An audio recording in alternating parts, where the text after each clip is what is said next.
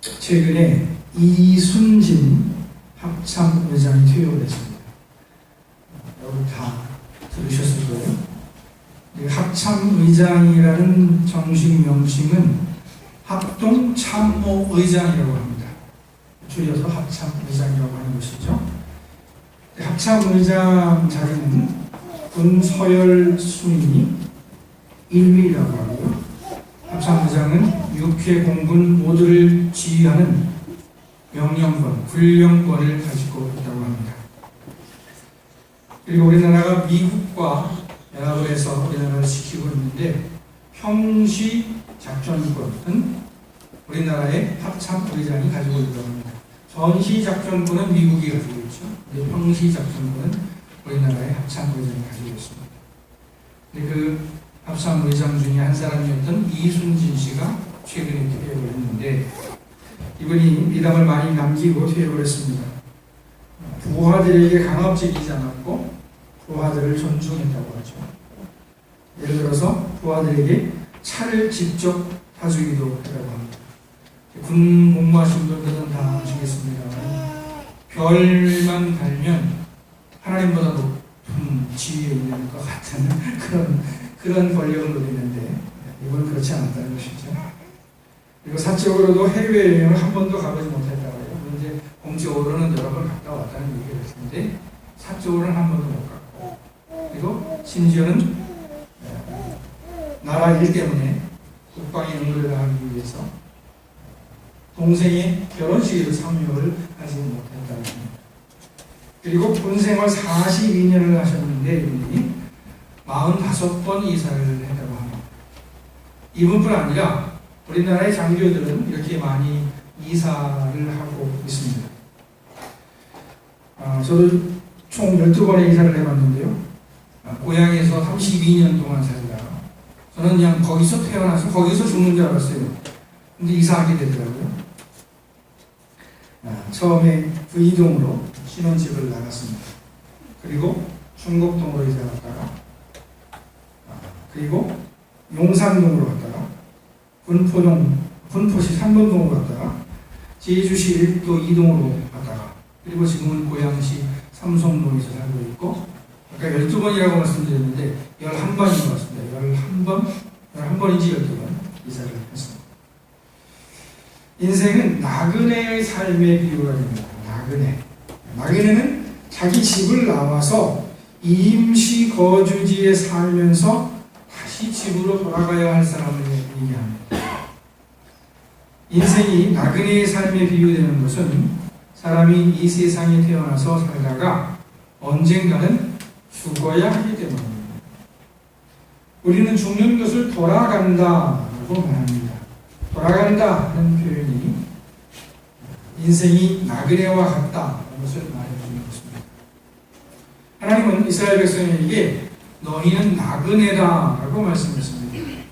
레위기 25장 23절 말씀에 보면 토지를 영구히 팔지 말 것은 토지는 다 내 것이니라. 너희는 거류민이요 동거하는 자로서 하나와 함께 있느니라 라고 했습니다. 이 말씀은 소위 토지 공개념의 근거가 될 수 있는 말씀인데요. 더 정확히 말하면 토지 하나님 소유 개념이라고 얘기하는 것 같습니다. 어쨌든 이 말씀에서 하나님은 이스라엘 백성에게 너희는 거류민, 즉 나그네라고 말씀하셨습니다. 그리고 신명기 10장 19절 말씀해 보니까 너희는 나그네를 사하라. 전에 너희도 애굽 땅에서 나그네 되었음이라고 했습니다. 여기서는 나그네를 어떻게 대할까 하는 것을 말씀한 건데 레위기에서는 너희는 나그네니 땅을 팔지 말라라고 말씀하셨고 신명기에서는 너희는 나그네니 나그네를 사랑하라고 말씀하셨습니다. 두 말씀 모두 이스라엘에게 너희는 나그네라고 말씀하고 있습니다. 그리고 우리가 다 알고 있는 대로 우리도 나그네입니다. 구약성경 예레미야서에 보면은 레갑 족속의 일화가 나옵니다. 예레미야 선지자가 어느 날 하나님의 명령을 따라서 레갑 족속을 성전으로 초대를 합니다. 성전에 여러 방이 있는데 여기 본당이 있으면은 구약 성경에서 이렇게 좌우에 여러 방이 있었습니다. 그 방 중에 하나에 초대를 해서 포도주 잔에다가 포도주를 잔뜩 따라서 포도주를 마시라고 권면을 합니다. 근데 레갑 족속의 레갑의 후손이죠. 저희 뭐라고 하냐면 자기들은 포도주를 마시지 않습니다 라고 얘기를 합니다. 그러면서 그 자초지종을 얘기를 하는데, 레갑의 아들 우리 선조 요나답이 우리에게 명령하여 이르기를 너희와 너희 자손은 영원히 포도주를 마시지 말며 너희가 집도 짓지 말며 화종도 하지 말며 포도원을 소유하지도 말고 너희는 평생 동안 장막에 살아라.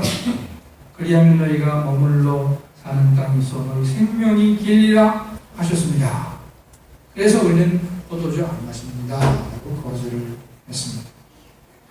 말하자면 마시인처럼 산 것인데요, 여기서 레갑 족속은 집을 짓지 않고 장막에 살기로 소원을 했습니다. 말하자면 유목민 생활을 하기로 서약을 한 것이죠.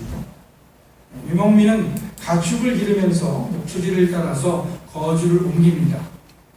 유목민은 노마드라고 하는데 우리나라 사람도 요즘 노마드라는 말을 많이 쓰죠. 보통은 사람들이 한 곳에 정착해서 안정된 삶을 살기를 원하는데, 레갑의 후손들은 안정된 삶보다는 노마드, 유목민, 나그네의 삶을 선택했다는 것이 특이합니다. 아마도 레갑에게 어떤 특별한 깨달음이 있었던 것 같습니다. 제가 2010년에 그 이스라엘 성지순례를 갔다 왔는데, 처음 가는 곳에 또 가게 될지 모르겠습니다. 맨날 갔다 왔는데 그때 안내한 분이 그 설명을 해주더라고요. 이제 유목민들을 보여주면서 설명하기를, 저 유목민들은 정부에서 아파트를 지어서 거기 들어가서 살려고 했더니 거기 들어가서 살다가 답답해서 못 살겠다, 우리가 맞지가 않는다 하면서 다시 나왔다 하는 얘기를 해주었습니다. 어떤 곳에 태어나서 평생 그곳에 살더라도 우리는 나그네입니다. 오늘 읽은 말씀은 베드로전서인데요, 베드로전서가 강조하는 것은 거룩한 삶을 살라 하는 것입니다. 베드로전서 1장 14절 이하의 말씀 보면 너희가 순종하는 자식처럼 전에 알지 못할 때에 따르던 너희 사역을 본받지 말고 오직 너희를 부르신 거룩한 이처럼 너희도 모든 행실에 거룩한 자가 되라. 기록되었으되 내가 거룩하니 너희도 거룩할지어다 하셨느니라 라고 이제 거룩한 것을 권면을 하고 있습니다. 그리고 베드로전서에 총 나그네라는 표현이 3번 나옵니다. 베드로전서 1장 1절 말씀에 보면 예수 그리스도의 사도 베드로는 본도, 갈라디아, 갑바도기아, 아시아와 비두니아에 흩어진 나그네라고 했습니다. 여기서 나그네는 교회, 즉 교인들을 말한 것입니다. 그리고 베드로전서 1장 17절에도 나그네라는 표현이 나오는데요, 외모로 보시지 않고 각 사람의 행위대로 심판하시는 이를 너희가 아버지라 보는즉 너희가 나그네로 있을 때에 두려움으로 지내라 라고 했습니다. 그리고 오늘 읽은 말씀에도 다시 나그네라는 표현이 나옵니다. 사랑하는 자들아, 거류민과 나그네 같은 너희를 권하노니 영혼을 거슬러 싸우는 육체의 정욕을 제어하라. 너희가 이방인 중에서 행실을 선하게 가져 너희를 악행한다고 비방하는 자들로 하여금 너희 선한 일을 보고 오시는 날에 하나님께 영광을 돌리게 하려 한다. 그렇습니다. 우리가 알고 있고 또 가수 최희준 씨가 우리에게 알려줬죠? 뭐라고 되어 있죠? 인생은 나그네 길이라고 하죠. 최희준 씨도 노래했듯이 인생은 나그네 길입니다. 성경도 인생을 나그네 길이라고 했습니다. 그렇다면 나그네 길을 가는 우리에게 성경은 어떤 삶을 살라고 권면하겠습니까? 우선 오늘 읽은 말씀은 거룩한 삶을 살라고 권면하고 있습니다. 거류민과 나그네 같은 너희를 권하노니 영혼을 거슬러 싸우는 육체의 정욕을 제하라. 즉 거룩한 삶을 살라는 것입니다. 나그네에게 거룩한 삶을 살라는 말씀은 좀 어울리지 않는 것 같습니다. 나그네 그러면 왠지 좀 흐트러지고 자유분방할 것 같기 때문에. 그러나 성경은 우리의 일반적 선입견과는 달리 거룩한 삶을 살라고 말씀하고 있습니다. 거룩한 삶은 구별된 삶이고요. 하나님의 성품을 닮은 삶입니다. 거룩한 삶을 살아야 한다고 말씀드리면서 하나 걱정되는 것은 거룩한 것을 따분한 것 혹은 위선적인 것으로 오해하실까봐 걱정이 됩니다. 물론 성경적으로 볼 때 거룩한 삶은 하나님께 집중하는 삶이고 상당한 절제가 필요한 삶입니다. 절제, 너무나 어려운 것 같은데 거룩한 삶은 절제하는 삶이죠. 그러나 그렇다고 재미없는 삶은 아닙니다. 사도행전에 보면 초기 예루살렘 교회의 모습은 매우 역동적이었고 교회에는 기쁨이 가득했습니다. 그러니까 거룩하게 산다는 것은 재미없는 지루한 삶을 산다는 것이 아니라는 것을 우리가 기억을 해야 하겠습니다. 첫째, 나그네에게 권면하는 것은 뭐냐? 거룩한 삶을 살아라 하는 것입니다. 두 번째로 나그네 삶을 살고 있는 우리에게 성경이 권면하는 것은 너무 집착하지 말라 하는 것입니다. 고린도전서 7장 말씀에 보면 다음과 같은 말씀이 있습니다. 형제들아, 내가 이 말을 하노니 그때가 단축하여진 고로 이후부터 안에 있는 자들은 없는 자같이 하며 우는 자들은 울지 않는 자같이 하며 기쁜 자들은 기쁘지 않은 자같이 하며 매매하는 자들은 없는 자같이 하며 세상 물건을 쓰는 자들은 다 쓰지 못하는 자같이 하라. 이 세상의 외형은 지나갑니다. 이후부터 안에 있는 자들은 없는 자같이 하라. 제가 좀 걸리네요. 이 말씀을 보면서 제 아내가 요즘에 상담을 공부하면서 또 간간히 그 아르바이트를 하는데 제가 매일 전화를 합니다. 어디 있어요? 언제 와요? 그런데 오늘 말씀에 따르면 어디 있어요? 언제 와요? 전화하지 말라. 그런 얘기를 했습니다. 지난 금요일 날 작은 사건이 하나 우리 교회에 있었습니다. 제가 남자 화장실에 있었는데요. 여자 화장실 쪽에서 무슨 소리가 나요. 평상시에 그쪽에서 소리 날 일이 없었기 때문에 제가 궁금해서 이렇게 돌아와 봤습니다. 그런데 그 교회 화단에 심어져 있던 회양목 두 그루가 뽑혀서 여자 화장실 앞에 가지런히 놓여 있었습니다. 그래서 이거 누가 건드렸나 라고 생각을 하면서 누가 뽑아가려고 했나 보다 생각하면서 그래도 혹시 모르니까 우리 평상시에 교회를 잘 돌보시는 우리 조리상장관님이 혹시 뽑아놓으셨나 생각하고 장로님께 전화를 드렸더니 뽑아놓지 않으셨다고 해요. 그래서 제가 여자 화장실에 임시로 놨다가 어저께 다시 심었습니다. 아마 이 회양목을 뽑으신 분은 욕심이 좀 많은 분인 것 같습니다.